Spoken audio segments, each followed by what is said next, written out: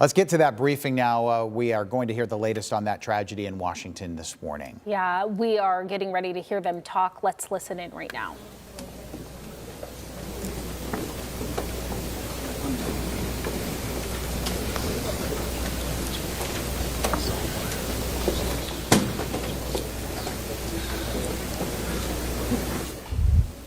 Good morning.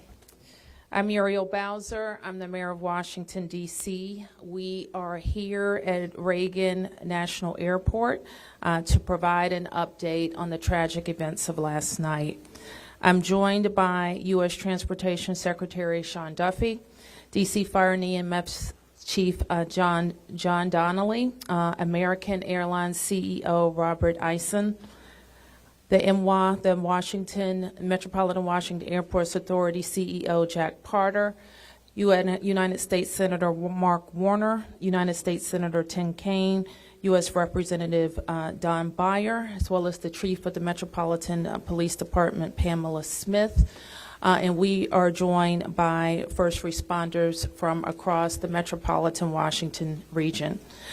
I speak for all of us when I say, and certainly all Washingtonians, how very sad we are for American Airlines, for the United States Department of Defense, and for all Americans for the loss of life that happened with the collision of these aircrafts. We know that includes families from across our region as well as in Kansas and across the country. This morning we all share in a profound sense of grief. I do want to thank the first responders who acted quickly last night, who ran towards danger, went into a very frigid river, and have worked throughout the night. Chief Donnelly reported in last night's briefing that we have a strong mutual aid agreement in our region, and those teams have worked together throughout the night in really tough and heartbreaking conditions, and we should all thank them for their heroic efforts. So we'll have several updates today. I'm first going to turn to the Secretary of Transportation, Sean Duffy, and then you will hear directly from Chief John Donnelly with a situational update. Thank you, Mayor. Again, Sean Duffy here, Secretary of Transportation. We wish we were gathering for different purposes today. I just want to let you know that the Department of Transportation, the FAA, along with the White House, President Trump, local, state, and federal partners all working together on this incident in unison. I couldn't be prouder of this team that's been assembled, working tirelessly. Mayor, I want to thank you specifically for your work. A few details I'd like to give all of you, and some of you have reported this, but last night, if you live in the D.C. area, you would know that this was a clear night last night. The helicopter was in a standard pattern. If you live in the D.C. area, you'll see helicopters up and down the river. This flight pattern is seen oftentimes when you live in D.C. This was a standard flight pattern last night as well. The American Airlines flight coming into land was in a standard flight pattern as it was coming into DCA. So this was not unusual with a military aircraft flying the river and aircraft landing at DCA. And again, if you live in the area, you'll see that frequently with those two aircraft working together. As many of you have reported, we have located the two aircrafts. The fuselage of the American Airlines plane was inverted. It's been located in 3 different sections. It's in about waist deep water, so that recovery is going to go on today. As that recovery takes place of the fuselage of the aircraft, NTSB is going to start to analyze that aircraft, partner with the FAA with all of the information we have to get the best results possible for the American people. I would just say that safety is our expectation. Everyone who flies in American skies expects that we fly safely, that when you depart an airport, you get to your destination. That didn't happen last night.